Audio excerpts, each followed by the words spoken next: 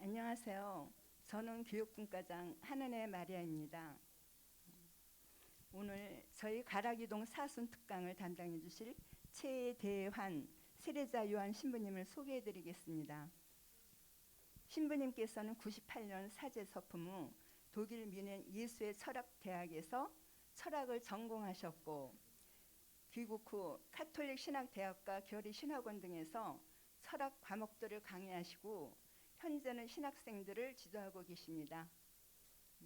집필과 번역 활동 등을 통해 철학과 인문학, 신학과 예술, 그리고 또 영성 등을 통해 신앙생활에 실질적으로 적용하는 길을 모색하고 계시며, 세속화 시대의 바람직한 종교적 실천이란 주제에 대해 다양한 강의와 토론을 이끌고 또 참여하고 계십니다. 우리 주임 신부님께서는 저희 가락이동 교우분들 수준을 고려해 최고의 강사 신부님을 모셨다며 최대환 세례자 요한 신부님의 깊은 묵상과 성찰을 통해 글쓰기와 강의에 있어서 독보적인 신부님 가운데 한 분이시라고 그렇게 말씀하셨습니다. 그럼 최대환 세례자 요한 신부님을 모시겠습니다. 네, 큰 박수로 환영하겠습니다. 네.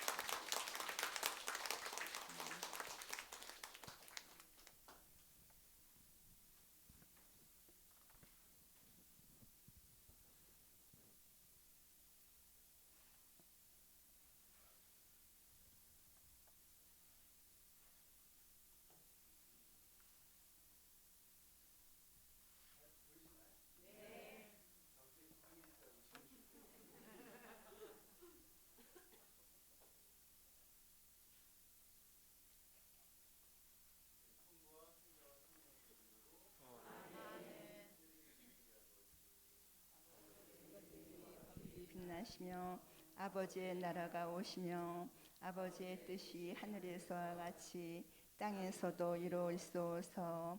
오늘 저희에게 일용할 양식을 주시고 저희에게 잘못한 일을 저희가 저희 죄를 용서하시고 저희를 유혹에 빠지지 않게 하시고 악에서 구하소서. 아멘. 아멘. 안녕하세요.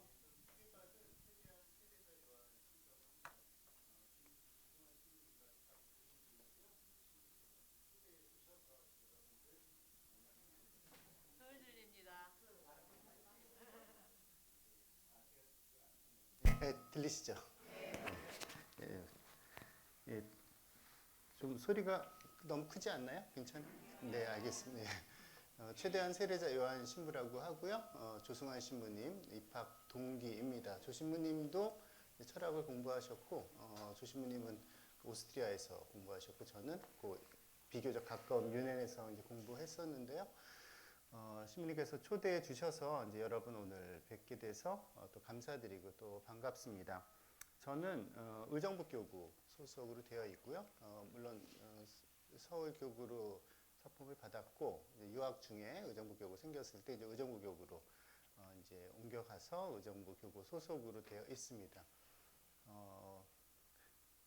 제 양력을 얘기하는 건 좀 그렇지만, 예, 그래서 외국에서도 공부를 좀 했었고, 이제 본당 신부는 일산에 있는 정발산 성당 주임 신부 했었고요. 유학하러 가기 전에는 고덕동 성당 보좌 했었습니다. 그리고 교리신학원에 잠깐 기국해서 있었고, 본당 신부 마친 다음에 서울 해화동에 있는 가톨릭대학교 대신학교에 있으면서 신학생들 같이 동반하면서 신학생들 뭐 강의도 철학 강의도 오래 했고요. 한 10년 했고 신학생들 생활지도 뭐 영성지도 그리고 지금 현재는 지성교육 담당 겸 의정부교구도 서울에서 같이 공부하고 있기 때문에 의정부교구도 담당 신부로 공직하고 있습니다. 그래서 오늘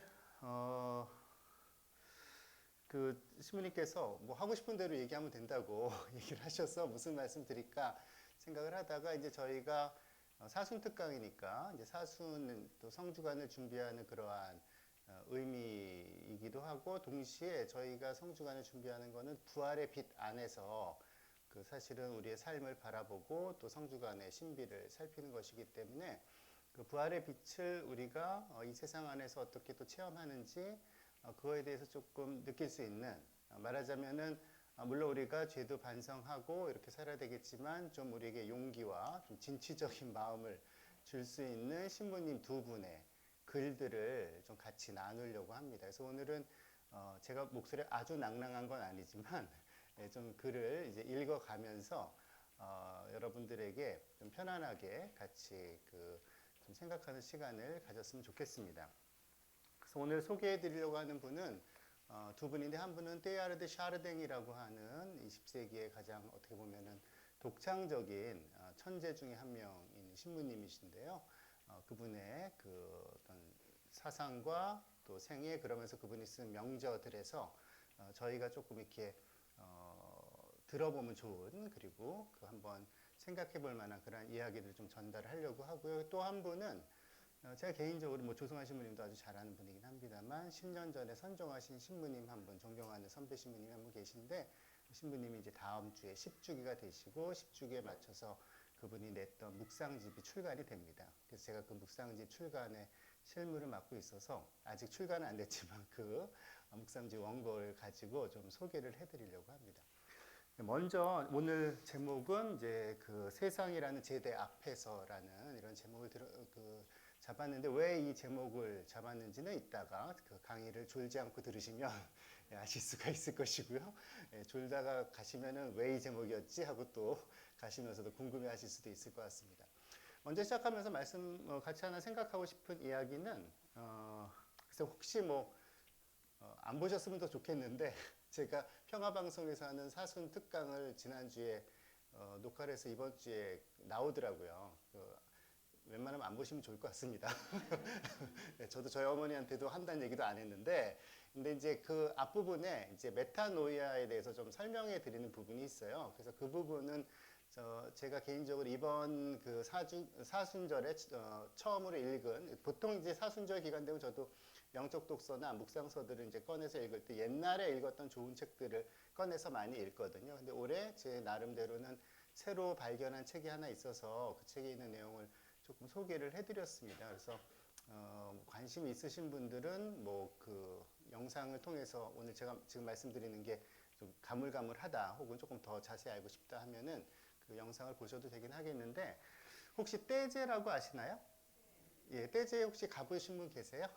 예, 뭐 자랑은 집에서 하시고 예, 굉장히 아름다운 곳이죠. 그래서 떼제라고 하는 곳은 이제 프랑스의 부르고뉴 지방에 있는 이제 한 아주 작은 동네입니다. 끌린이라고 하는 수도원 근처에 있는 곳이고, 가톨릭적인 배경을 가지고 있기도 하지만 그 떼제를 만드신 뭐 현대의 성인 중에 한 분이시죠. 로제 수사님. 그러나 로제 수사님 원래 개신교 출신이셨습니다만 프랑스와 독일의 그러한 전쟁을 겪으면서 이 유럽 안의 평화와 그리고 하느님을 서로 종교 간에 갈리는 것이 아니라 함께 기도하는 그런 공동체를 만들고 싶은 마음에서 떼제 공동체를 만드셨고, 처음부터 그 교파를 초월해서 함께 기도하는 그러한 그 기도 공동체고, 전 세계의 젊은이들을 늘 받아들이는 그러한 곳이었습니다. 그래서 지금도 신앙생활에 굉장히 목마르고 무엇인가 새로운 영적 체험을 하고 또 함께 기도하고 함께 평화를 나누고 그리고 함께 사랑을 나누는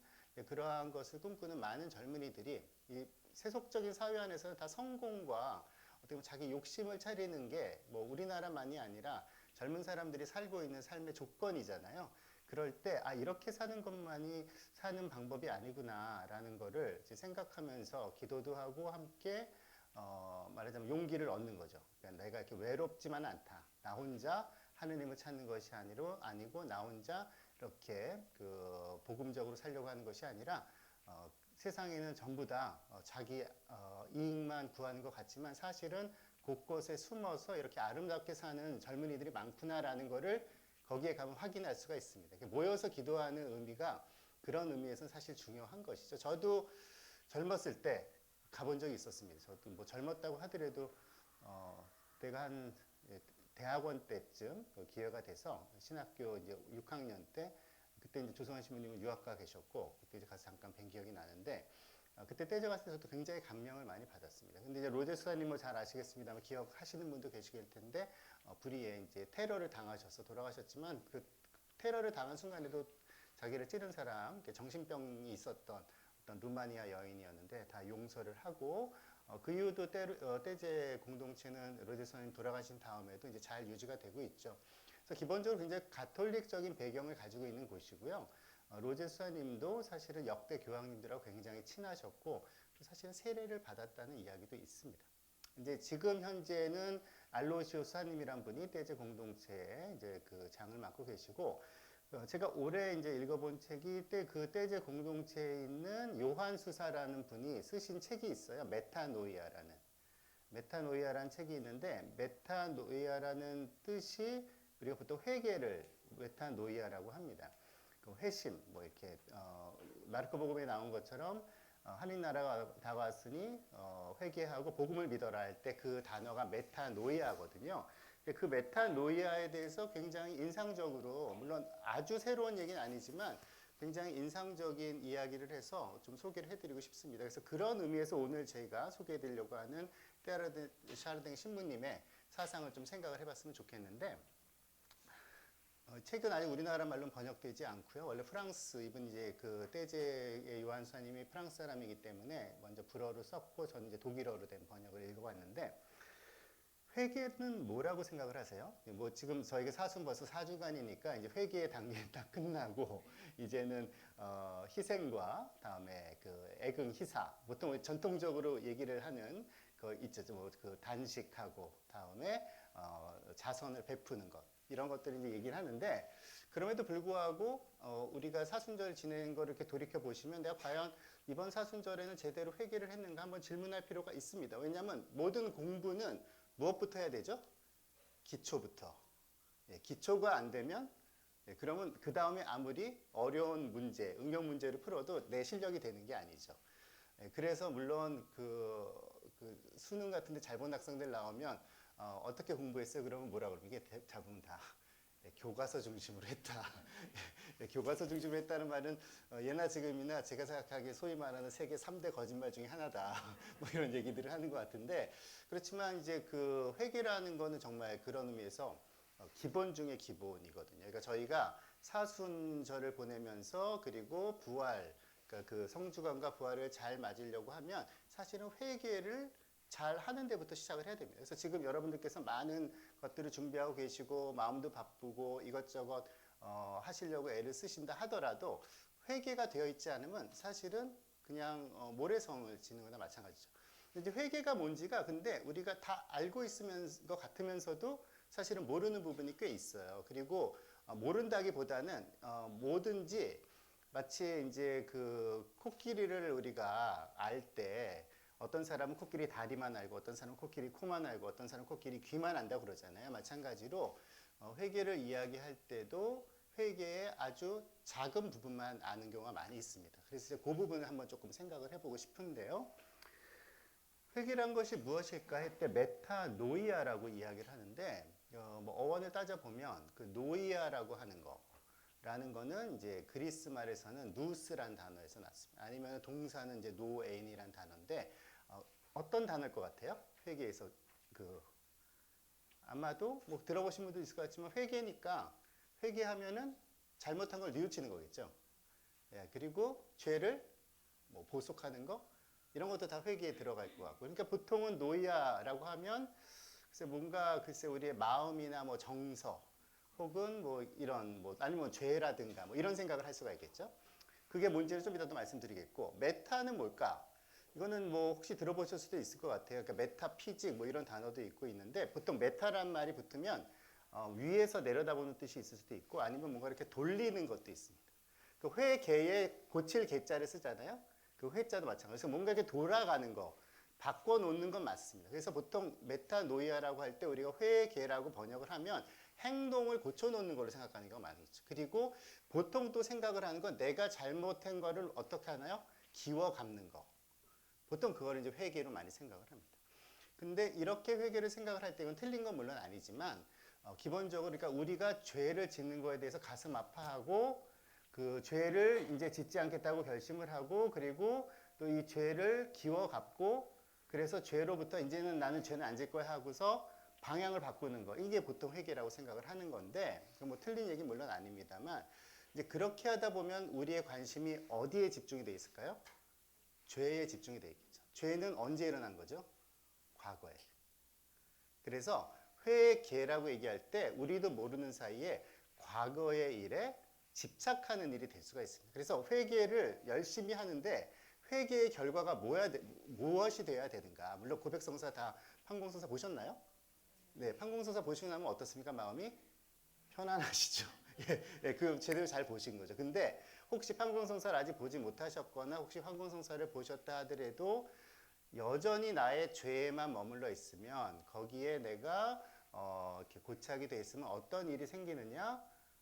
첫 번째로는 약간 막연한 죄의식에 계속 살 수가 있습니다. 그러니까 우리가 신앙생활을 하면서 신앙생활은 굉장히 기쁘고 즐거운 일인데 때때로 우리가 신앙생활 때문에 오히려 마음이 무겁고 이상하게 늘 내가 죄인인 것 같은 생각만 들고 다 내가 잘못한 것 같고 내가 잘못한 걸 아는 건 되게 중요한데 저희가 이제 생각하기에는 우리가 신앙생활을 조금 조심해야 될 거는 막연한 죄의식에 빠져 있는 거랑 내가 죄를 진 거를 잘 깨닫고 그거를 뉘우치는 건 좀 다른 문제인 것 같아요. 근데 우리가 죄라는 건 난 정말 이렇게 계속 죄를 짓고 있지 과거에 있는 일들에만 마음을 쏟다 보면은 그냥 막연한 죄의식에 빠져 있는 경우가 많이 있습니다. 그렇게 되면은 내가 기쁠까요? 우울할까요? 우울해지죠. 우울해지고 무엇인가 내가 무기력해지고 이게 잘못하면은 우리가 죄를 고백하는 것은 굉장히 중요한 것이지만 죄에서 나도 모르는 사이에 죄를 내려놓는 것이 아니라 하느님의 은총을 통해서 죄를 내려놓는 것이 아니라 내가 죄를 짊어지고 가고 있다는 것을 스스로에게 계속 확인하는 행위가 될 수가 있습니다. 그러니까 말하자면 그게 이제 소위 말하는 슬픔의 여왕이라고 MBTI 같은 거 하면 애니어그램이 하면 이렇게 나오는데 말하자면 나도 모르는 사이에 내가 죄를 가지고 있다는 거에서 헤어나지 못하는 경우들이 생기는 거죠. 우리가 죄를 고백하고 나의 죄를 잘 알고 그거를 하느님 앞에서 정말 눈물로 그거를 뉘우치는 거 그리고 내가 정말 그것을 잘못했다는 거를 뼈저리게 느끼는 거 그건 정말 중요하고 그런 마음이 없으면은 사람이 뻔뻔한 것이죠. 그러나 하나님께서 우리에게 원하시는 그리고 복음에서 예수님께서 말하시는 회개는 사실은 그렇게 무거운 짐을 지고 다니는 게 아니라 뭔가 가뿐한 마음으로 새롭게 뭔가를 해내는 게 그게 사실 회개의 본질이죠. 그 마르코 복음 그 시작 도입에 나오는 하느님 나라가 왔으니 회개하고 복음을 믿어라라는 거는 사실 그 복음 말씀을 잘 묵상을 하고 그 이에 이어지는 이야기들을 이렇게 묵상을 하다 보면 그 회개의 결과가 무엇인가를 확인할 수 있는데 회개의 결과는 뭐냐? 마음이 어둡고 내가 잘못했다는 죄의식에 빠져 있고 그리고 우울한 마음에 있는 게 아니라 엄청나게 강한 에너지를 갖는 거거든요. 하느님 나라가 왔다는 거를 진짜 느끼고 하느님 나라가 왔다는 걸 감지를 하고 그래서 뭔가 의욕을 가지고 해내는 게 사실은 그 회개하라는 이 복음을 들었을 때 사람들의 반응이었던 것이죠. 그러니까 회개하라는 이야기가 복음이 되는 거죠. 에우앙겔리온, 기쁜 소식이 된다라는 것이죠. 너 잘못했어 라는 얘기를 기쁜 소식으로 들을 사람이 누가 있겠어요.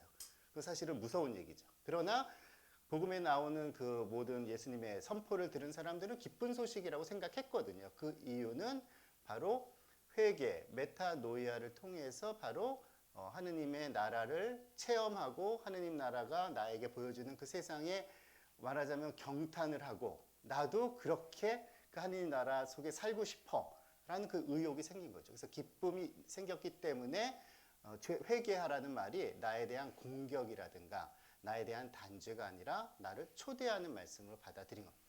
그래서 메타노이아라는 뜻을 좀 생각할 필요가 있는데 그 때제 요한 수사님께서 굉장히 여러 가지로 잘 이제 분석을 해주셨지만 이제 뭐 시간이 없으니까 간단하게 한 가지만 말씀을 드리면 메타노이아에서 노이아라는 뜻은 첫 번째로 생각하다, 즉 생각의 방향을 바꾸는 거라고 할 수가 있습니다. 근데 생각의 방향을 바꾸는 게 뭐냐? 내가 생각하는 패턴을 바꾸는 거. 내가 생각하는 습관들을 바꾸는 것이고요. 우리가 생각을 해보면은 사람들이 살다 보면 습관이라는 게 단순히 행동에서만 습관이 있는 게 아니라 생각하는 방식도 습관이 있습니다. 예를 들면 어떤 얘기를 들었을 때 어떤 분들은 꼭 그렇게 해석할 필요도 없는데 약간 고깝게 들으시는 분들이 좀 있으세요. 그래서 어떤 얘기를 하면 자꾸 이렇게 성을 내시는 분들도 있고, 어떤 분들은 어떤 얘기를 했을 때 약간 자기중심적으로 듣는 경우들도 있고, 그거는 그 사람이 나빠서가 아니라 자기도 모르는 사이에 어떤 생각의 패턴이 생겨서 그렇습니다. 인간이란 존재는 뭐 인지과학에서도 얘기하듯이 모든 것을 매번 새롭게 하나하나 결정해서 하기에는 하루에 해야 될 일이 너무 많기 때문에 피곤하거든요. 그래서 아주 중요한 일, 몇 가지 의식을 하면서 하는 일 외에는 어떻게 산다? 다 나도 모르는 사이에 패턴화를 시켜서 사는 거예요. 생각을 해보시면 오늘 아침부터 지금까지 굉장히 많은 일을 하셨죠. 일어나셔가지고 뭐 일단은 뭐 샤워도 하셨을 것이고 커피도 드셨을 것이고 아침 식사도 하셨을 것이고 출근도 하셨을 것이고, 생각해 보시면은 했던 일들이 다 기억이 나시나요? 안 나거든요. 전 솔직히 말하면은 그 어젠가 그제는 저희 학교에서도 이제 미사할 때 요즘은 마스크를 안 써도 됩니다. 학생들 원하는 사람은. 근데 어제는 제가 미사를 하는데 마스크를 전 쓰고 있었다고 생각을 했거든요. 근데 안 쓰고 있더라고요.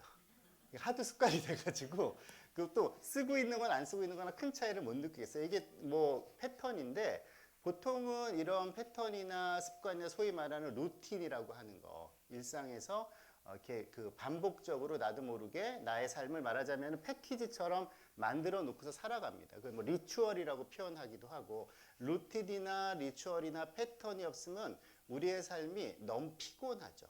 그리고 우리의 삶이라는 것이 너무나 이렇게 산산이 조각 나기 때문에 우리가 그 어떻게 보면은 인간에게 하느님이 그런 습성을 주신 거죠. 근데 문제는 이게 나쁜 건 아닌데, 그래서 안정되게 살아가는 데는 좋은데 회개하는 데는 안 좋다. 그러니까 습관에 우리가 빠져 산다라는, 그리고 생각도 선입관에 빠져 산다. 그리고 우리가 이건 물론 엄격한 의미의 도덕적 죄는 아닙니다. 우리가 완고하게 생각하는, 그러니까 이 성서에서 사실은 여러분들께서도 고백 성사할 때 양심 성찰 같은 거 많이 하시고 죄 성찰도 많이 하시겠지만 완고하다라는 거에 대해서 그렇게 성찰하는 경우는 드물거든요. 되게 우리가 고백 성사하실 때 뭘 많이 고백을 하냐? 다른 사람에게 피해를 준 거, 상처를 준 거 많이 하죠. 그리고 물론 주일 미사 빠진 거 많이 하시겠고, 근데 요즘은 글쎄요, 뭐 평화방송으로 다 미사를 하셔도 좀 코로나에서 많이 봐줘가지고 주일 미사 빠졌다는 얘기는 판국 때 좀 요즘 적게 나오긴 합니다만, 즉 밖으로 봤을 때 내 행위를 가지고 주로 우리가 우리의 죄를 생각을 하는데, 근데 성서에서 나오는 예수님이 죄라고 할 때 그 소위 말하는 죄의 뿌리, 칠죄종이라는 뭐 이런 얘기도 있습니다만, 죄의 뿌리에 대해는 뭐냐 보면 사실 완고함.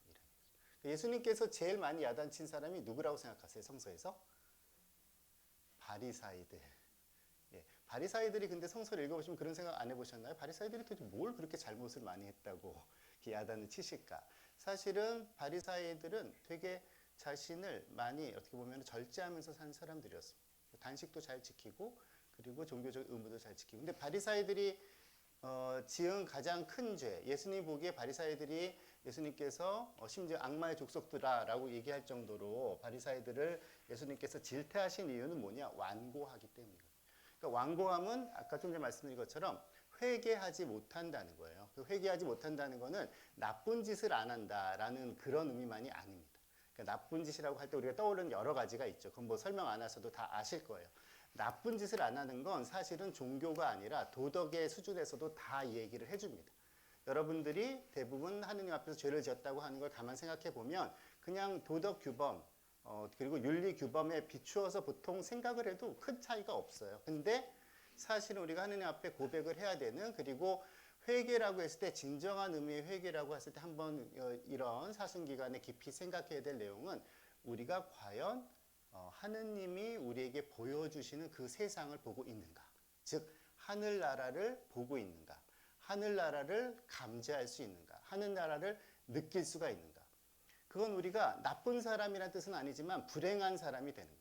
그러니까 예수님께서는 사실 회개하라는 초대는 너 나쁜 사람이니까 이제는 나쁜 짓 하지 말고 좋은 사람이 되라는 얘기도 있지만, 사실은 더 근원적으로 보면 더 이상 그렇게 불행하게 살지 말고, 그렇게 완고하게 살지 말고, 그렇게 갇혀 살지 말고, 그렇게 좁은 데에 머리를 박아 놓고 살지 말고, 내가 보여주는, 하나님이 보여주는 이 넓은 하느님 나라를 바라보면서 그 하느님 나라가 주는 그 기쁨을 느끼면서 살도록 해라라는 초대이거든요.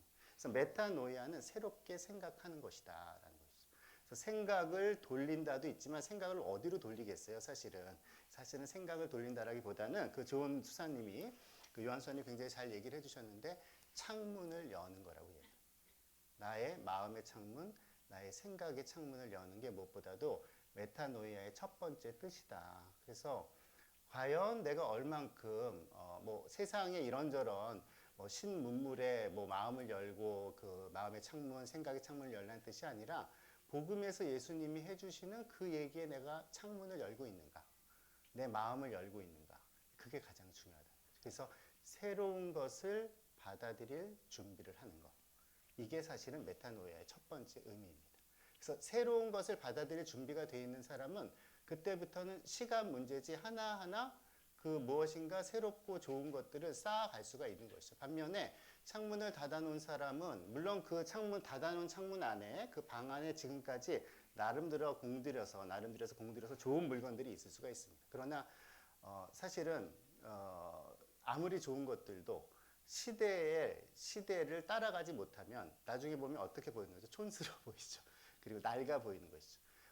내가 지금까지 물론 여러분들이 굉장히 잘 살아오셨을 것이고 나름대로 내가 하느님 앞에 좀 뿌듯한 것도 있을 것이고 다른 사람 앞에서도 정말 자랑하고 싶은 것이 있을 것이고 그리고 이건 내가 바꾸기 싫은 것도 있을 것이고 이런 거는 남들이 이거는 아니지라고 얘기하는 거 너무 싫을 수도 있을 것이고 뭐 남들이 뭐라고 하는 거는 듣지 않아도 되지만 심지어 하느님이 복음서를 읽었을 때 혹시 내가 생각하는 거와 다른가 하면은 복음서가 이야기하는 대로 내 생각을 바꿀 마음이 과연 되어 있는가. 그게 아니라 복음서가 이상하네. 이렇게 생각을 하고 있는 건 아닌가.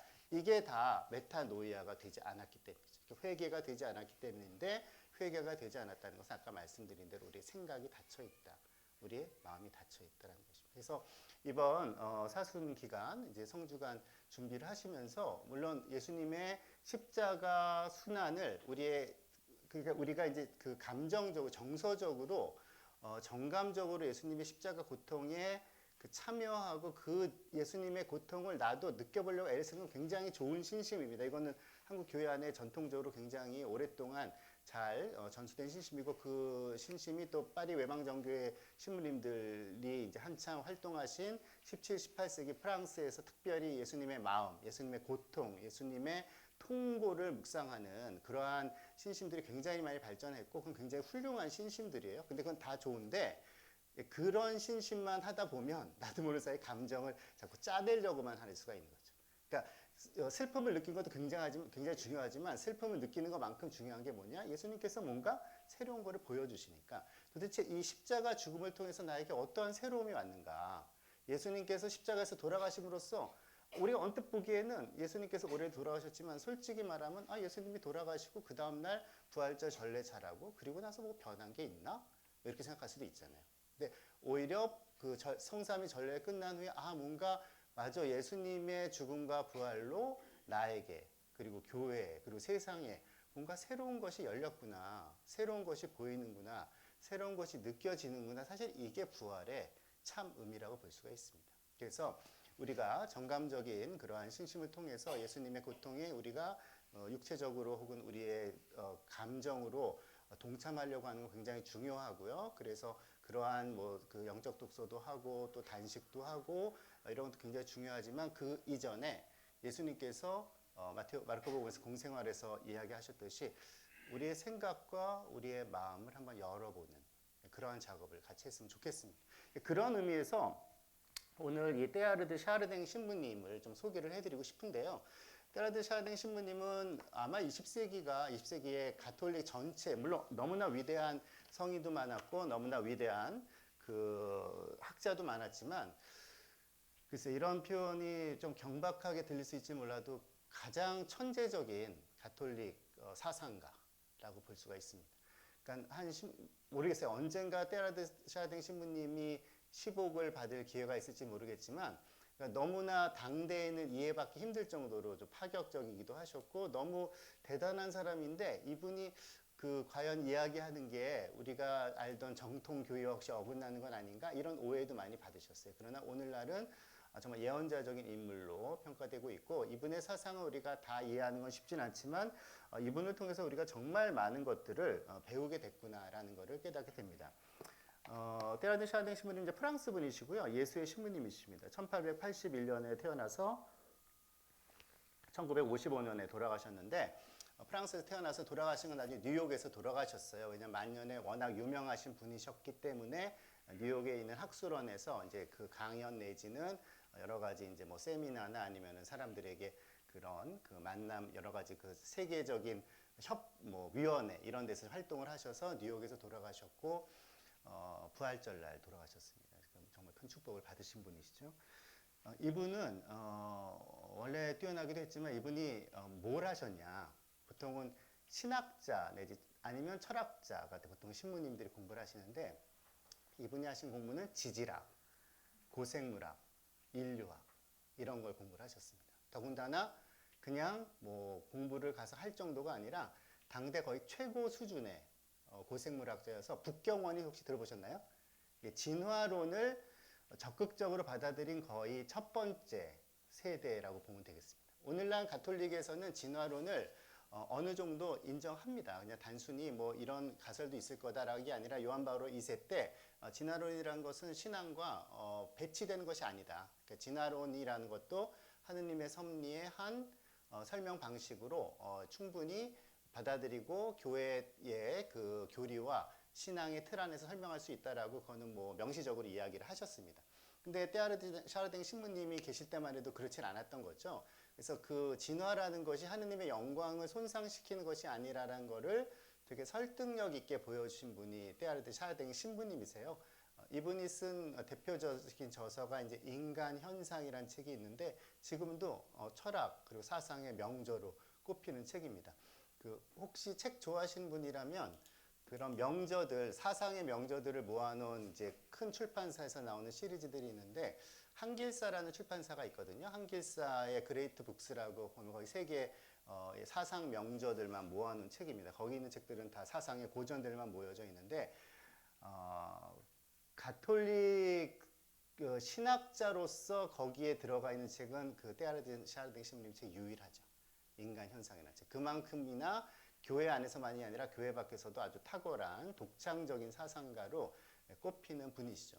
그래서 이분이 중국에서 북경 원인을 그 유고를 발견하는데 굉장히 큰 기여를 하셨고, 그 이전에 이미 지질학자로서 굉장히 큰 업적을 많이 세우셨고, 그래서 1920년대에 중국을 포함해서 중앙아시아에서 활동을 하셨습니다. 그러니까 예수의 신부님이셨지만 특별히 허락을 받아서 신학자로서가 아니라 과학자로서, 말하자면 그 고생물학자로서 지질학자로서 활동을 하신 거죠. 그러면서 동시에 그 과학자로서 활동을 하면서 그거를 영성과 신앙과 특히 신비 체험과 연관을 하신 거죠. 그러니까 아주 되게 드문 경우인데, 한 명의 신비가로서 신비 체험을 하시고 또 교회 사제로서 교회 안의 교리에 또 통달하시고, 그러면서도 과학자로서도 그 당시에 거의 최고 수준에 꼽히는 그러한 인물이셨습니다. 그래서 이 테아르드 샤르댕 신부님께서 20년대에 그 중앙아시아에서 혼자 그 연구 활동을 할 때, 그래서 아무도 신자도 없고 미사 할 수 있는 성당도 없고 제대도 없을 때 쓰신 묵상서가 세계 위에서 드리는 미사입니다. 세계 위에서 드리는 미사 혹은 세상 위에서 드리는 미사라는 묵상서를 내셨어요. 그거를 이제 1921년경에 내셨고, 그 나중에 그걸 이제 출판은 훨씬 뒤에 했는데, 이제 그 내용을 조금 오늘 소개를 해드리려고 합니다. 근데 이분이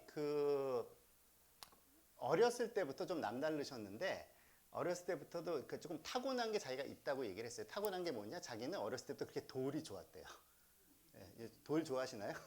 예, 너무 신기했다는 거예요. 그러니까 돌 만지면 어떻게 딱딱하지? 이게 이렇게 이 딱딱함이 어떻게 있을까? 그러면서 어린아이지만 뭔가 이 세상에 눈에 보이는 이 감각적인 것 안에 뭔가 감각할 수 없는 뭔가 신비한 게 있다라는 느낌이 들었다고 합니다. 근데 그게 과연 어떤 것인지는 자기는 잘 몰랐었는데, 나이가 들면서 이게 결국은 나이가 들어서 보니까 하느님께서 내가 하느님을 체험할 수 있는 신비 체험에 씨앗을 주셨구나라는 그러한 걸 고백을 하는 거죠. 즉 그 돌을 좋아하다 보니까 이제 지질학을 공부를 한 거예요. 지질학을 공부를 했는데 이제 좀 고민을 하다가 예수에 입회하면서 그 장상의 허락을 받아서 지질학자로서도 공부를 한 거죠. 그러니까 그거는 뭐 나중에 그 한번 지질학이나 공부할까 이게 아니라 어린 시절부터 느꼈던 아주 강렬한 체험을 그 공부와 연결시킨 것이고, 그래서 이분은 시작부터 과학과 영성 혹은 과학과 신비 체험이 연결되는 아주 좀 그 드문 경우였습니다.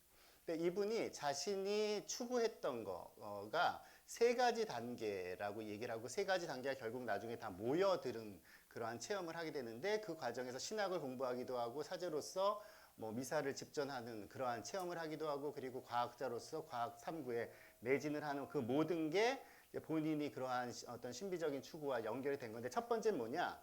첫 번째는 이 세상 모든 곳에 하느님이 계시다. 현존이라는 거죠. 그러니까 이게 그 되게 어린 친구인데 가끔 보면은 영성에도 천재가 있는 것 같습니다. 그러니까 뭐 도미니코 사비오라든가 알로시오 성이라든가 아주 청소년기부터 남다른 성덕을 가진 사람들도 덜어 있잖아요. 마찬가지로 샤르댕 신부님도 그런 의미에서 약간 그러한 감각이 있는 분이라고 생각이 드는데, 그래서 이 있는 돌 하나, 사람들은 돌하고 하느님하고 연결을 잘 못하잖아요. 물론 하느님이 세상을 창조했다고 생각이 들지만, 여러분들도 정말 아주 멋진 산에나 가야, 아니면은 뭐 큰맘 먹고 어디 히말라야를 가든가, 뭐 혹은 뭐 어디 갔을 때 자연에서 하느님을 느끼셨나요? 예, 저 지난주에 북한산 갔는데 그 하느님을 느꼈으면 좋은데, 솔직히 그냥 학생들하고 가니까 막걸리 생각만 들어서, 예, 그러니까 자연하고 어떤 그 세상에 있는 이 피조물, 이 물질이라는 것과 하느님하고는 상관이 없는 걸로 우리는 느끼는 거죠. 물질은 우리가 만들어서 우리 좋은데 쓰는 거고, 하느님은 이렇게 성당에 와서야 생각하는 건데, 이 테라드 샤등 신부님은 어렸을 때부터 이 물질이 그냥 돌이 아니라 거기에 뭔가 신비로운 것이 현존하는 거다라고 느꼈다라는 거예요. 두 번째로는 그 현존을 담지하고 있는 것, 즉 하느님의 조금 어려운 말을 쓰도록 하겠습니다. 신적 현존. 그러니까 하느님의 자취, 하느님이 이 세상에 계시다라는 그 감각을 느꼈었고, 두 번째로는 그것이 물질 안에 있다라는, 그러니까 어떤 지속되고 딱딱하고 단단하고 뭔가 하나로 응축되는 것. 이게 이제 나중에 샤르드 신부님께서 그거를 나중에 좀 어려운 그 신학 철학적인 개념으로 그 다시 풀이하시는 게 응축과, 소위 말하는 응축과 발산이라고 얘기를 합니다. 그러니까 하느님께서 이 세상에 있는 모든 에너지들을 모으시고 그거를 세상 안에 다시 사랑으로 발출하셨다라는 거죠. 뭐 플로티누스로 수급이 되는 고대 철학에서 좀 비슷한 생각이 있습니다만, 테라샤등 신부님께서는 그런 약간 어떤 그 그리스나 로마 철학이라기보다는 성서에 나오는 사도 바오로의 사상에 더 가깝게 얘기를 하십니다. 에페소서나 이런 데 나오는 골로사이서에 나오는 사상하고 비슷하다고 하겠는데, 즉 하느님이 현존하시고, 그리고 이 현존의 힘, 현존의 에너지가 물질 안에 모여져 있기 때문에 결국 그건 뭐냐? 세상에 있는 물질들은 다 귀한 것이다. 그 귀한 물질들이고, 세 번째가 뭐냐면은 인격이라고 얘기를 합니다. 즉 세상에 있는 하느님의 현존을, 신적 현존을 느끼는 건 그리스도교 신자들만이 아닙니다. 뭐 사실은 무속이나 이런 데서들도 뭔가 현존을 느끼는 거죠. 다만 그 우리가 무속 신앙을 경계하는 이유는 신적 현존을 신적인 차원에서 보는 것이 아니라 인간적인 어떤 자신의 욕심이나 바램을 채우는 차원에서 보니까, 사실은 뭔가 인간보다는 그 더 강력한 힘이 있다는 걸 느끼는 것까지는 사실은 그 수천 년 전부터 모든 접신이 들어있는, 접신을 체험하고 있는 그 무속적 혹은 어떤 그 종교인들은 다 체험한 바인데, 이제 신학이 이야기해 주는 거는 그거를 인간적인 방식으로 이해할 때는 사실은 하느님을 체험하는 것이 아니라 하느님을, 신적인 힘을 이용하고자 하는 게 되는 것이죠. 그러나 샤르든 선생님은 그런 게 아니라 이 신적 현존이란 것이 결국은 바로 하느님이 물질이라는 거 안에 담으셨고, 그 물질을 축성하셨다는 생각을 하게 됩니다. 그리고 물질을 축성하셨고, 그 축성한 물질 안에는 뭐가 있나? 이 돌이 가만히 있잖아요. 보면은 돌은 그냥 움직이진 않잖아요. 근데 돌은 사실은 에너지를 가지고 있다고 얘기를 합니다. 근데 그게 놀랍게도 오늘날 양자역학이나 물리학에서는 모든 물질의 본질은 뭐냐면 에너지라고 얘기를 하는 거거든요. 근데 샤르등 신문이 있을 때는 사실은 아직은 뭐 아인슈타인이나 닐스 보어나 이런 사람들이 활약하던 시기는 아니었어요. 그러니까 사실은 그 어떻게 보면 되게 통찰력이 뛰어난 분이죠. 그거는 자기가 단순히 학문적인 성과로만 안 게 아니라 이제 묵상하고 기도하면서 그런 것들이 자신의 어떤 영성적인 거와 만난 것이죠. 그래서 근데 다만 그 에너지가 무엇인가라는 거죠. 그 에너지가 그냥 과학자라면 에너지라고만 얘기하겠지만 샤르등 신부님은 성서를 통해서 그리고 자신의 영적 체험을 통해서 깨달은 거죠. 그게 뭐냐? 사랑이라는 거예요. 하느님께서 이 세상의 모든 만물들을 그 물질까지도 다 사랑이라는 에너지 힘으로 다 자신이 축성하셨고 그것이 결국은 예수 그리스도라고 하는 인간이 되신 그 하느님의 아들 안에서 그것이 다 완성됐다 해서 예수 그리스도를 뭐라고 부르냐? 오메가 포인트란 말씀입니다. 그래서 결국은 사실은 이게 다 되게 특이한 얘기 같지만 따지고 보면 우리가 교리에서 얘기하는 것과 다 통하는 얘기입니다. 오메가 포인트가 뭐냐? 결국은 나중에 하느님 안에 다 만나는 것이죠. 그 최후의 심판 이후에.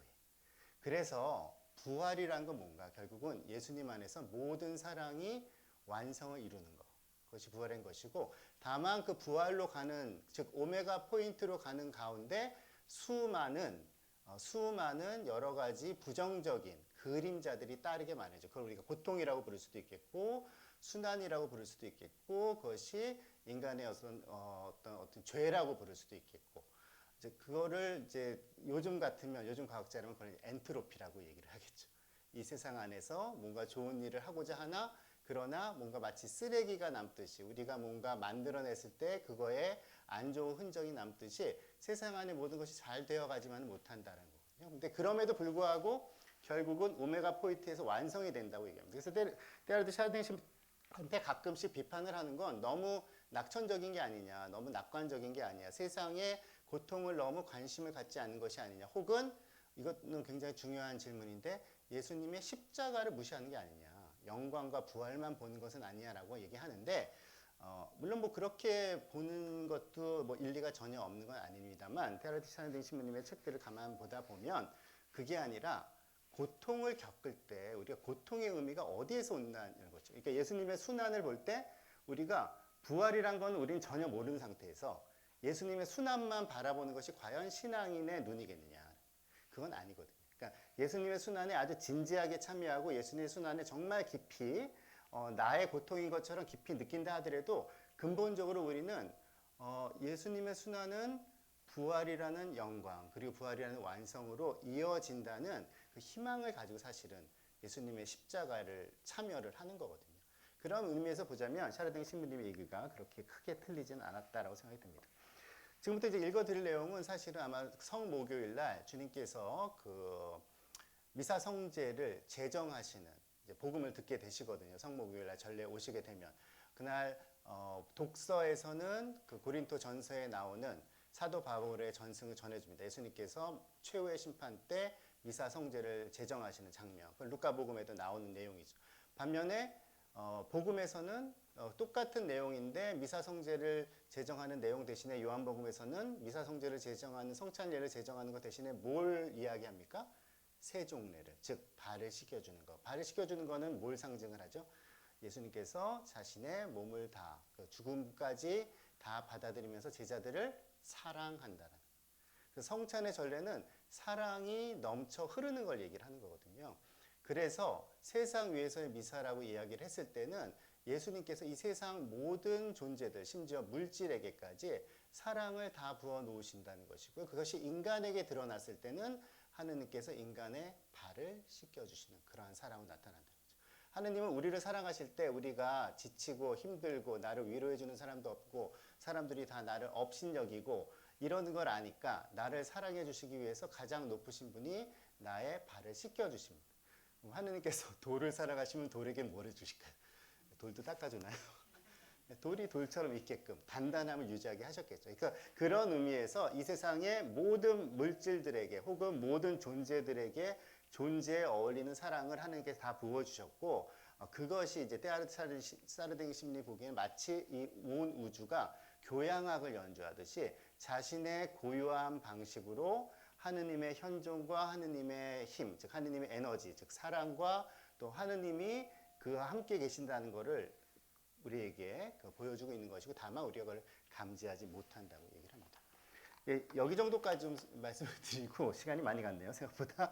예, 그래서 세계 위에서 드리는 미사에서 몇 앞부분에 되게 좀 감동적인 기도여서 제가 원래는 이 책을 꽤 많이 읽어드리려고 했는데 시간이 많이 가서 예, 그 앞부분부터 일단 한번 읽어드리도록 하겠습니다. 제가 여기서 이제 말씀드리고 싶은 거는 우리가 아까 말씀드린 대로 회개를 말씀을 드렸죠. 회개라는 것은 생각을 새롭게 한다. 내 마음과 내 정신과 내 생각과 내 시선에 새로운 바람이 들어오게. 그래서 예수님께서 우리에게 보여주신 새로운 것에 눈을 뜰 수 있게 라는 것이죠. 그런 것이 과연 무엇인가? 예수님께서 이 세상 모든 것을 축성하셨다는 것. 이 세상 모든 존재에는 하느님의 사랑이 차고 넘치고 있다는 것. 그래서 우리에게 사랑이 부족한 세계가 아니라 살다 보면 너무 삭막하고 나를 보더라도 정말 모든 게 다 사랑이란 거는 밑에 짜내려고 해도 짜낼 사랑이 없을 정도로 메마른 것 같고 주변에 봐도 다 그런 사람들만 있는 것 같고 세상을 봐도 뭐 갈등과 반목과 뭐 그리고 암담함만 있는 것 같고 이렇게 보일지 모르지만 우리가 신앙인으로서 예수님이 우리에게 들려주는 내 패턴에 따라서 내 관습에 따라서 내 습관에 따라서 생각하고 느끼는 게 아니라 예수님께서 우리에게 보여주시는 그 새로운 하느님 나라의 눈을 뜰 수 있다면 세상이 정말 돌 하나부터 이 세상에 존재하는 모든 사람에 이르기까지 그리고 이 세상에 있는 모든 존재의 사랑이 차고 넘친다는 걸 우리가 알아볼 수 있다는 거죠. 그거를 전례적 용어로 축성이라고 얘기해요. 축성이 이루어지는 것이 바로 성찬례죠. 예수님께서 최후의 만찬에서 성찬을 제정하셨다는 것은 예수님께서 이제부터 십자가 죽음을 통해서 즉 대속을 통해서 이 세상 모든 사람들에게 이 세상에 있는 모든 존재들에게 넘치는 사랑을 주시겠다는 선언이라고 할 수 있습니다. 때라드 샤딩 신부님께서 이렇게 말씀을 하시는데요. 그리스도께서 성사적으로 당신의 신자들 하나하나에게 내려오실 때 그분은 단순히 그 개인하고만 속삭이시려는 것이 아니다.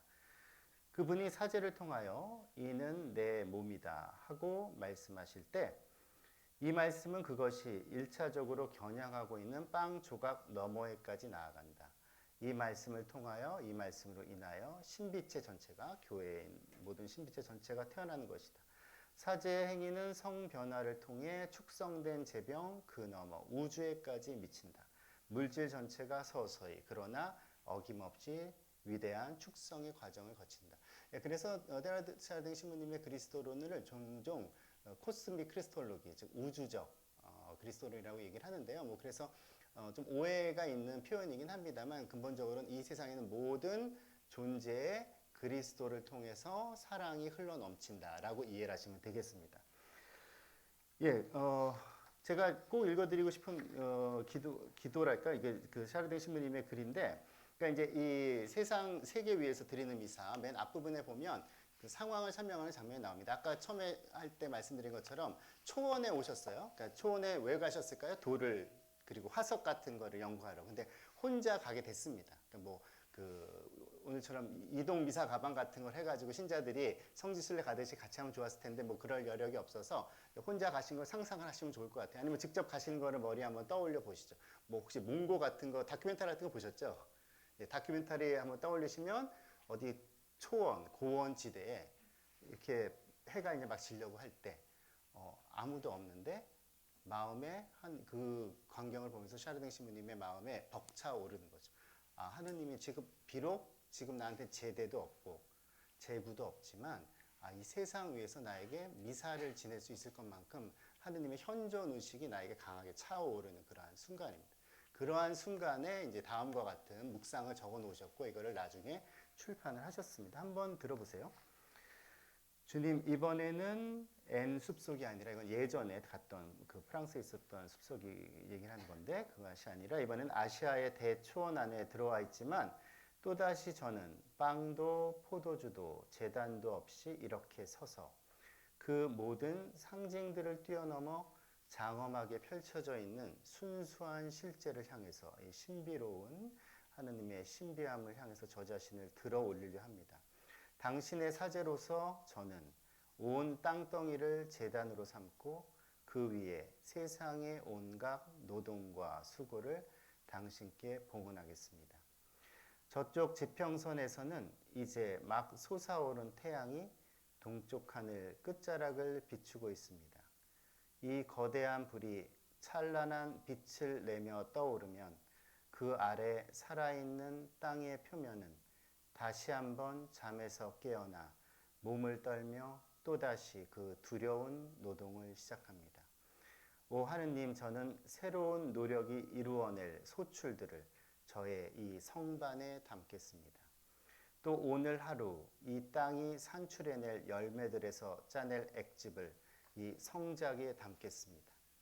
이제 곧 지구 곳곳으로부터 올라와 영을 향해 모아질 온갖 힘들을 받아들이기 위해 자신을 활짝 열어놓고 기다리는 영혼의 깊은 속, 그것이 저의 성반이고 성작입니다. 새날을 맞이하라고 지금 빛이 흔들어 깨우고 있는 모든 사람들을 기억하게 하시고 그들과 신비로이 하나가 되게 하소서. 예, 그 이후로도 너무나 아름다운 말이 이어지지만 시간 관계에서 여기까지만 읽도록 하겠고요. 테아르드 샤르댕 신부님의 세계 위에서 드리는 미사이고요. 교리신학원 김진태 지금 원장 신부님께서 예전에 신학교 계실 때 주승원 신부님하고 저 모두 김태 신부님께서 저희 은사신데 이걸 이렇게 번역하셔서 사실은 저희 신학생 때 이렇게 읽어주셨습니다. 너무 좋은 내용이라고. 그때도 좋았지만 나이가 들어서 읽을 때마다 너무나 훌륭한 묵상이라는 생각이 드는데, 여기서 제가 같이 나누고 싶은 거는 이 샤르댕 신부님 마음, 물론 여기서 성작, 성반이란 건 좀 상징적이죠. 이게 진짜 미사 성제를 대체할 수 있다는 뜻은 아니고, 그러나 우리가 미사 성제를 단순히 전례로만 생각할 게 아니라 전례는 그리스도 생활의 원천이다라는 게 바티칸 공의에 나온 얘기거든요. 그 얘기는 뭐냐면 원천이란 말은 이거를 대체할 수 있는 건 없지만 원천은 원천으로만 남아있는 게 아니라 원천에서 물을 길어다가 다른 데를 채워야 되는 거잖아요. 그러니까 말하자면은 여기 원천이 이렇게 있고 큰 호수가 있는데 저쪽에서는 이 호수가 있음에도 목말라서 쓰러지고 있으면 그건 이상한 거죠. 즉 전례에서 나오는 신비는 전례 안에 갇혀 있으라고 있는 게 아니라 삶 안으로 다 퍼져 들어가서 이 신비의 원천에서 나오는 것들로 적시고 그리고 목마름을 없애주고 생명을 얻게 해야 사실은 전례 의미가 있는 거죠. 즉 성찬의 전례가 의미를 갖는다고 볼 수 있겠습니다. 그런 의미에서 테라드 사르댕 신부님께서는 인간의 모든 노고가 헛된 건 하나도 없다라는 거예요. 그러니까 돌들조차도 심지어 돌이 그 자리에 돌로서 있는 것조차도 하느님의 영광을 드러내는 것인 것만큼 우리가 하는 아주 작은 일들, 그러니까 뭐 어디 가서 청소를 하고 어디 가서 힘들게 공장에서 일하고 또 어디서 자신의 뭐 그 가정에서의 직분을 하고 이런 모든 것들이 마치 제대 위에 포도주가 나오기 전까지, 포도주는 우리 마주왕 병만들 보지만 그게 아니라 어디선가 포도를 으깼을 거 아니에요. 그 포도는 어디선가 또 태양빛을 받아서 익었을 것이고 그 모든 것이 포도주에 담긴 것이고 담긴 포도주가 성작을 통해서 그 전례를 통해서 성 변화를 이루는 것처럼 인간의 그리고 모든 존재들의 노고들은 모여서 하느님께 봉헌이 되고 그것은 바로 예수 그리스도 안에 넘치는 사랑으로 완성되는 그 여정에 있다라는 거거든요. 이거를 우리가 기억할 필요가 있는 것이고, 그래서 그리스도인들은 근본적으로 그러한 신비에 참여하는 사람들인 거죠. 그리고 성주간은 특히 성삼일은 예수님께서 성찬례를 제정하시고 그리고 성찬례가 말로 이루어진 것이 아니라 예수님이 십자가의 순환을 통해서 사랑을 보여줬다는 것을 친히 성금요일에 보여주시고 그리고 부활을 통해서 이것이 그냥 허언이 아니라 실제로 이루어졌다는 것을 우리가 확인하면서 사실 그런 희망을 가져야 되는 것입니다. 아까 제가 테아르드 샤르댕 신부님 말고 다른 신부님 한 분 또 소개해드린다고 했잖아요. 그래서 이제 세계 위에서 드리는 미사라는 이 책을 아까 말씀드린 저희 은사 신부님께서 이제 소개를 해주셨죠. 그래서 그 책을 되게 좋아하는 사람이 많았습니다. 그래서 그 좋아하는 사람 중에 한 분이 제가 굉장히 존경하는, 그러니까 1년 먼저 서품을 받으셨지만 나이는 저보다 훨씬 위인 전순규 신부님이라고 계셔요. 그래서 2012년에 매일 미사를 1년 동안 쓰셨습니다. 그리고 2013년 3월 31일 성금요일에서 성부활절로 가는 날 돌아가셨죠. 갑자기 병을 얻으셔서 1962년생인데 2013년에 돌아가셨으니까 51세만. 올해가 이제 다음 주가 10주기가 되십니다. 그래서 이제 그 전승규 신부님을 그 형님을 좋아하는 사람들도 많고 또 사실은 굉장히 많이 존경하는 사람도 많고 그래서 이제 다음 주에 그 추모 미사를 하면서 이제 묵상집을 이제 그 출판을 이제 하게 되는데 이 신부님도 굉장히 아까 좀 전에 제가 소개해드린 테일하드 샤르딩 신부님을 굉장히 좋아하셨어요. 그리고 굉장히 열심히 사신 분이고 또 유쾌하게 사신 분이고 최선을 다해 사신 분이신데 이 세상 위에서 드리는 미사를 본인이 그 책도 가지고 계시고 종종 메모도 하시고 또 매일 미사 쓰시듯 소개도 하시고 그래서 그 전승규 신부님의 살았던 모습을 이렇게 생각을 해보면 테일하드 샤르딩 신부님이 얘기하는 것처럼 우리가 전례를 통해서 체험한 그 성찬의 신비를 세상 안에서 즉 내가 살고 있는 삶 안에서 그야말로 활기차게 그리고 하는 만큼 내 힘이 닿는 만큼 그러면서도 기쁘고 즐겁게 그 사랑을 나누면서 사는 것만큼 인간에게 보람 있는 건 없구나. 그리고 하느님이 그러한 선물을 우리에게 주셨고 분명히 우리가 할 수 있는 일이구나라는 것을 이 신부님을 볼 때마다 느껴집니다. 이 신부님께서 국화를 키우는 걸 되게 좋아하셔서 그 연천이란 본당에 의정부격으로 오신 다음에 연천이란 본당에 7년 동안 계셨거든요. 연천 혹시 가보신 분 있을지 모르겠지만 여기서 연천 가는 게 부산 가는 것보다 멉니다.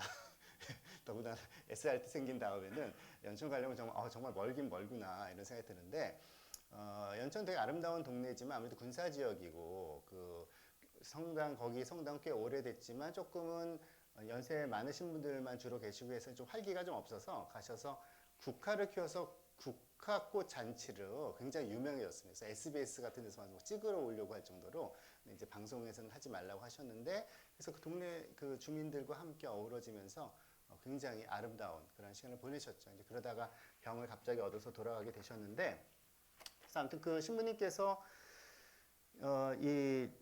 너무 좋은 글을 많이 남기셨는데 저희가 그래서 그거를 유고 이름을 뭐라고 할까 묵상집 이름을 매일 미사에 2012년부터 1년 동안 쓴 거니까 A4 용지로 500장이 넘습니다. 1년 동안 매일 미사 보시죠? 매일 미사 보면은 매일 복음 뒤에 보면 오늘의 묵상이라고 나오잖아요. 이렇게 매일 나오죠. 매일 나오고 한 A4 반 페이지 정도에서 3분의 2 정도 쓰거든요. 그러면 그게 365일 그리고 성금요일은 2번 그리고 또 무슨 대축일 이렇게 해보면 저도 1년 써봐서 아는데 제가 2014년에 1년 동안 써봤었는데 나중에 보면 정말 A4 그 글자 수 한 10일로 해가지고 A4 한 500장 정도 나오거든요. 이제 그걸 놓고서 저희가 뭐 이거를 다 읽을 수는 없으니까 다 읽으면 좋겠지만 그래서 거기서 하루에 한 문장씩 보자 한 단락씩 해서 그걸 이제 뽑으면서 이제 유고집을 편집을 하고 제목을 어떻게 할까 하다가 아까 소개해드린 세계 위에서 드리는 미사 좋아하기도 하셨고 이 책에서 테일하드 샤르딩 신부님이 바친 기도 같은 삶을 사셨기 때문에 세상이라는 제대 앞에서라고 한번 제목을 잡아봤습니다. 그러니까 즉 제대는 물론 여기에 있지만 이 신부님에게 있어서는 그리고 사실은 우리 모두에게 마찬가지인 것이죠. 우리가 물론 전례 때 미사를 봉헌하는 사람은 사제들만 미사를 봉헌할 수 있지만 바티칸 공의에서 얘기하는 것처럼 모든 신자들은 다 그 왕직 그 다음에 예언직, 사제직에 다 참여를 하는 거거든요. 마찬가지로 세상 안에서 평신도라고 하면 사실은 이 세상을 제대 삼아서 하느님의 사랑을 드러내는 사람들이잖아요. 그리고 사제 역시 사실은 전례 때는 이 제대, 실제 제대 위에서 미사를 드리지만 실제 제대 위에서만 미사를 드리고 이제는 난 끝났다. 그러면 사실은 훌륭한 사제라고 하긴 사목자라고 하긴 어렵겠죠. 이 세상이라는 곳에서 역시 이 전례 때 우리가 체험한 그 하느님의 사랑을 전하고 실천을 해야 되겠죠. 그런 의미에서 세상이라는 제대 앞에서라고 제목을 접었습니다. 그래서 여기에 나온 글 중에 몇 대목을 제가 좀 읽어드리면서 마무리를 하려고 합니다. 뭐 편안하게 글을 되게 편안하게 쓰시는 분이셔서 제가 저는 사실 뭐 편하게 말을 잘하는 편은 아니지만 이 신부님 보면은 정말 조근조근 아주 친근하게 얘기를 잘 하셨습니다. 또 실천도 물론 너무나 잘 하신 분이시지만 그냥 뭐 눈 감고 들으셔도 되고 몇 구절만 몇 대목만 좀 소개를 해드리도록 하겠습니다. 예, 잘 듣는 것도 훌륭한 나눔이다. 이런 주제로 쓰신 그 대목이 있는데요. 남의 말을 잘 들어주는 것도 훌륭한 나눔입니다. 또한 우리가 다른 사람들에게 복음을 전하려면 먼저 하느님의 말씀을 들어야 합니다. 하느님 말씀을 듣지 않고 전한 말은 복음이 아니라 사람의 이야기일 뿐입니다. 오늘 하루 하느님께서 나에게 들려주시는 말씀에 귀를 기울여 봅시다. 그리고 내 곁에 있는 누군가의 이야기에 귀를 기울이는 시간을 가져봅시다. 또 이런 얘기가 있습니다. 새벽은 언제 오는가? 어두움이 끝나고 새벽이 언제 오나? 이 질문을 누가 했어요. 한 랍비가 말했습니다. 새벽은 언제 오는가? 어떤 사람의 얼굴을 보았을 때 그가 너의 형제라는 것을 알게 된다면 그때가 바로 새벽이다. 새벽은 나를 둘러싸고 있는 모든 것이 하느님의 은총임을 깨닫는 순간입니다. 새벽은 또한 메마른 내 마음에 사랑이 파릇하게 싹트는 때입니다. 다른 사람들이 남이 아닌 내 형제요 자매로 느껴지기 시작하는 때입니다.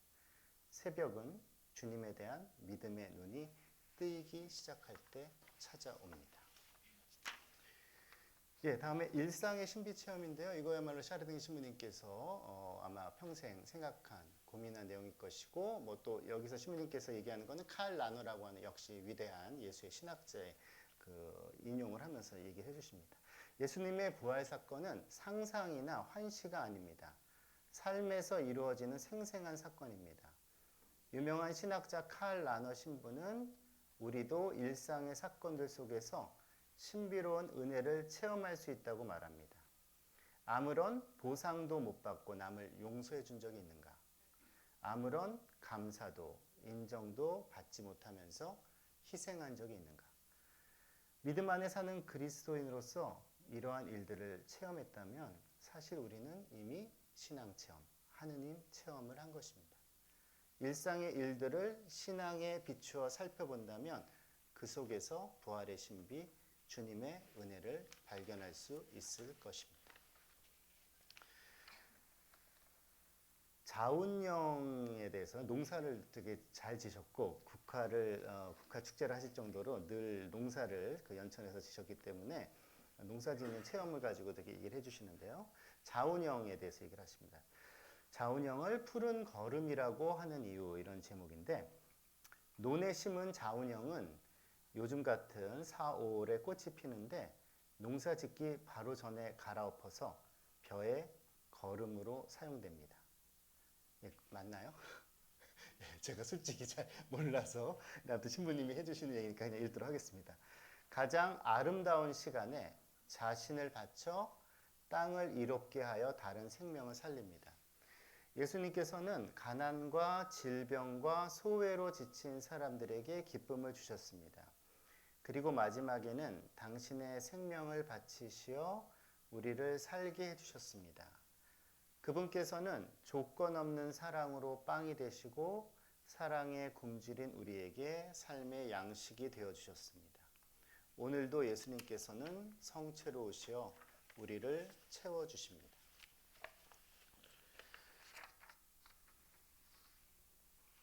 예, 퇴비에 대한 얘기가 또 하나 더 있어서 또 마저 읽어드리겠습니다. 퇴비를 만들려면 풀이나 낙엽, 깻묵, 쌀겨, 태운 왕겨, 닭똥 등을 적당히 섞고 발효액을 희석해 뿌려가면서 충분히 젖도록 잘 섞어 주어야 합니다. 그 다음에 통풍이 되는 포대로 덮은 다음에 보름 정도에 한 번씩 뒤집는데 이런 과정을 몇 차례 반복합니다. 쉽고 편한 방법으로는 좋은 땅을 만들 수가 없습니다. 좋은 땅을 만들려면 퇴비를 만드는 것처럼 어려운 과정이 따릅니다. 그 과정이란 지속적이고 반복적으로 기도하고 하느님의 말씀을 묵상하는 것입니다. 기도와 묵상으로 우리 마음의 밭은 차츰 비옥하게 변할 것입니다.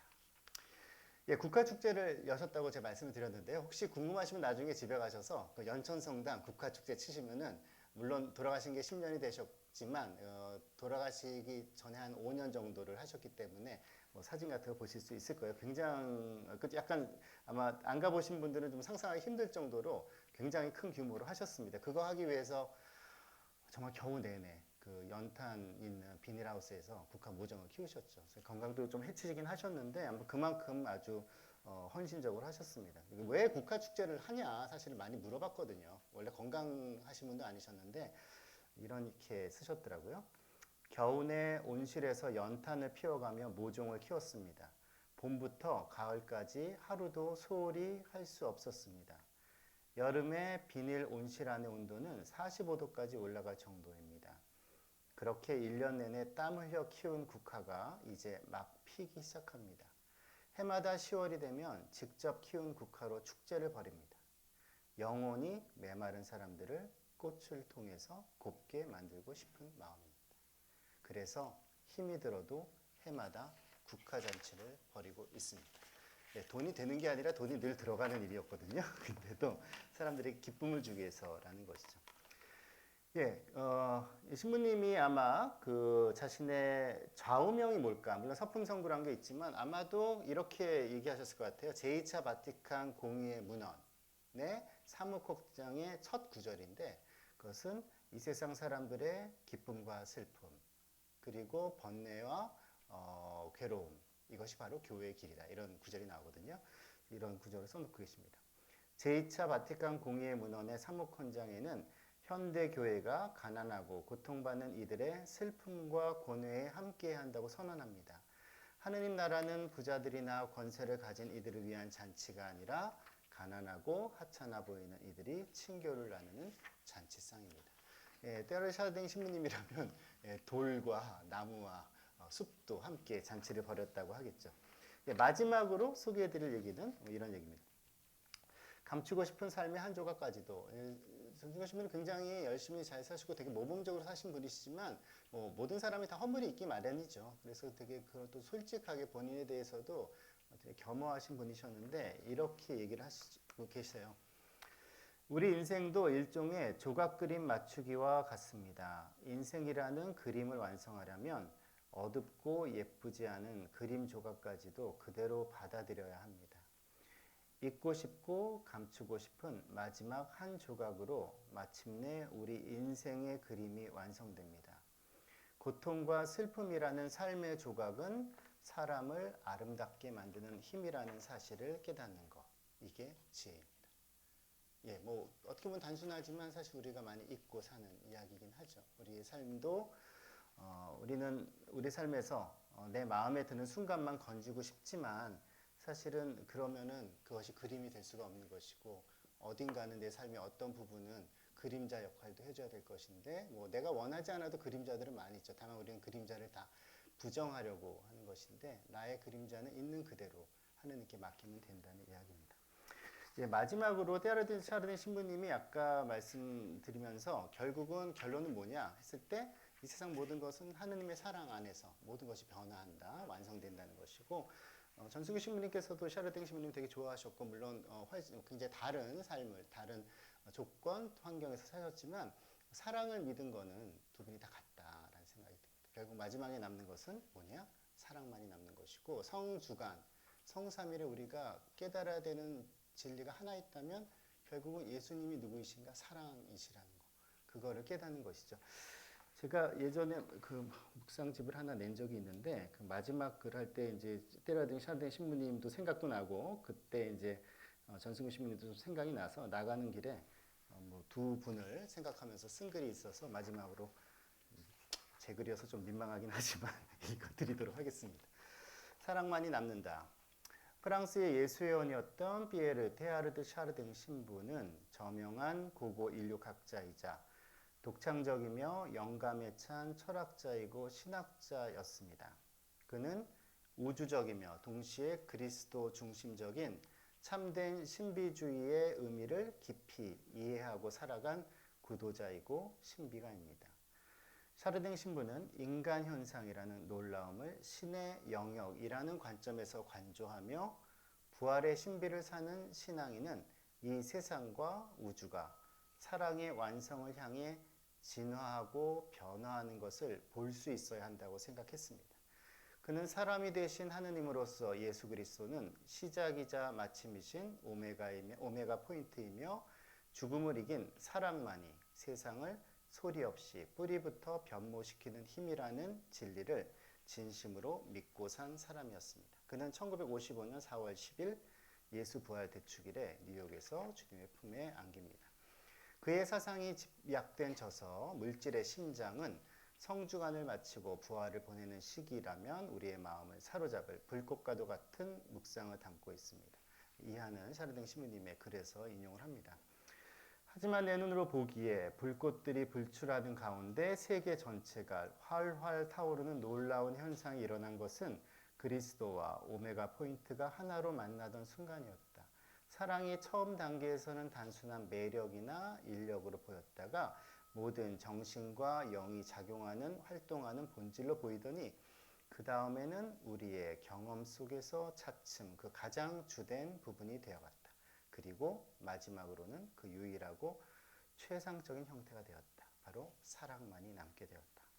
우주가 일종의 용솟음임을 발견하기까지 높이 올라가 모든 탐구, 모든 창조의지, 모든 고통의 수락이 거기에서는 앞을 향해 쏘아진 하나의 찬란한 화살로 수렴됨을 깨닫는 일. 결국 이것이 내가 기어 오르게 될 정상이며 내 삶의 종점에 서서 저 멀리 하느님이 올라오시는 것을 보기 위해 계속해서 미래를 더욱 열심히 응시하게 될 지점이다. 이렇게 언덕에서 이렇게 해가 떠오르는 걸 보면서 언젠가는 내가 하느님께서 나에게 다가오시는 것을 보게 되리라는 희망을 갖는 것이죠. 샤르댕의 가장 큰 위대함은 그의 탁월한 학문적 자질과 인간적 매력이 아니라 부활 신비의 참 의미를 깨달은 그의 단순한 영성에 있습니다. 그는 확신을 가지고 우리에게 증언합니다. 오직 사랑만이 남을 것이라는 것을. 테아르드 샤르댕 신부님의 글을 읽다 보면 돌아가신 전순교 아우스팅 신부님을 떠올리게 됩니다. 신학교에서 함께 수학하던 시절 샤르댕 신부님이 남기신 성체성사에 대한 묵상과 기도인 세계 위에서 드리는 미사에 대해 함께 열심히 이야기 나누던 추억도 생생합니다. 전순교 신부님은 샤르당의 예수 그리스도께서 세상을 완성하시는 분이라는 확고한 믿음과 사상을 좋아하셨습니다.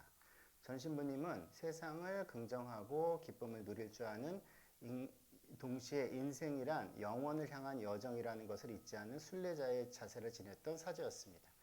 2013년 3월 31일 성금요일과 그 부활 정야로 가는 밤에 전 신부님을 하느님께서는 50이라는 인간적으로는 아까운 나이에 부르셨습니다. 하지만 하느님께서는 이때가 그의 삶을 완성시킬 때라고 여기셨으리라 믿습니다.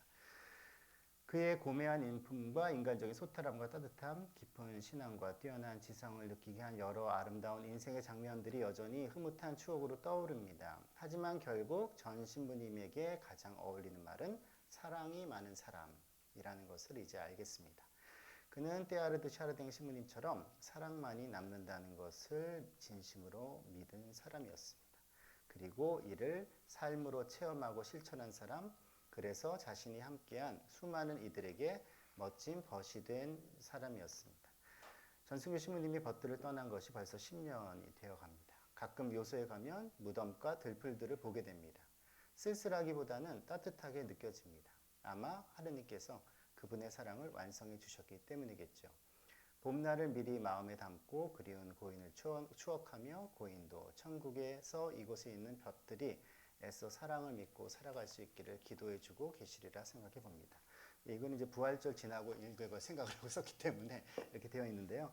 뭐 전 신부님 아시는 분도 있을 수 있고 뭐 대부분은 모르실 수도 있겠습니다만 이런 분들이 다 누구에게는 있는 것 같아요. 어떤 분을 보면 사랑이라는 게 정말 사람을 움직이는 거고 어떤 사람은 정말 사랑이 참 크구나. 사랑이 큰데 그 사랑이 어디에서 나왔을까? 하나님이 주신 거죠. 하나님이 주신 사랑을 담을 수 있는 사람. 마치 돌이 우리가 언뜻 보기에는 정말 사소해 보이고 미물처럼 보이지만 하느님이 주신 그 에너지를 담고 수천 년을 존재하는 것처럼 우리도 하느님이 주시는 사랑을 우리에게 담고 인간이 사랑을 담는다는 건 사랑을 베푼다는 거죠. 사랑은 인간에 있어서의 사랑이란 것은 가둬두면 더 이상 사랑이 아니기 때문에 이번 성주간 보내시면서 하느님께서는 우리에게 정말 차고 넘치는 사랑을 주신다는 것, 그것만 우리가 믿으면 될 것 같습니다. 그래서 때로는 사랑을 우리가 믿지 못할 것 같은 상황들이 온다 하더라도 예수님께서 우리에게 사랑을 주신 그 믿음 안에서 주님께 사랑을 구한다면 예수님께서도 우리 안에서 사랑을 넘치도록 다시 우리가 체험하게 해주시라는 걸 이번 성주간에 체험하셨으면 좋겠습니다. 예, 경청해 주셔서 감사드리고요. 또 아무튼 이렇게 신축 본당, 저도 사실 이런 그 상가 건물의 신축 본당 되게 오래간만에 왔는데 정말 그 애쓰십니다. 아무튼 이왕 애쓰실 거 즐겁게 애쓰시면서 빠른 기한 내에 성전 보수가 완비돼서 잘 마무리되시기를 기원하겠습니다. 성부와 성자와 성령의 이름으로 영광이 성부와 성자와 성령께 성부와 성자와 성령의 이름으로 아멘. 네, 감사합니다.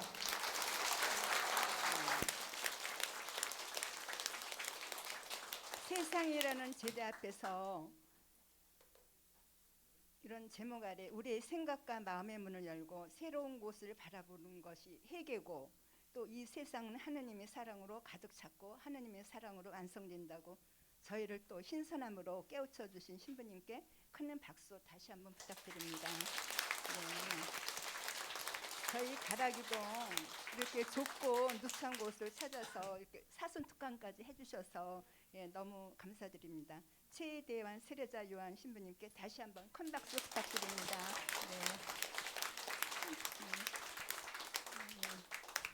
특강에 참석하신 교우분들께 저희가 빵을 하나 준비했습니다. 나가실 때 뒤에서부터 나가셔가지고 빵 하나씩 받아가시기 바랍니다. 네, 좋은 저녁 되세요. 네.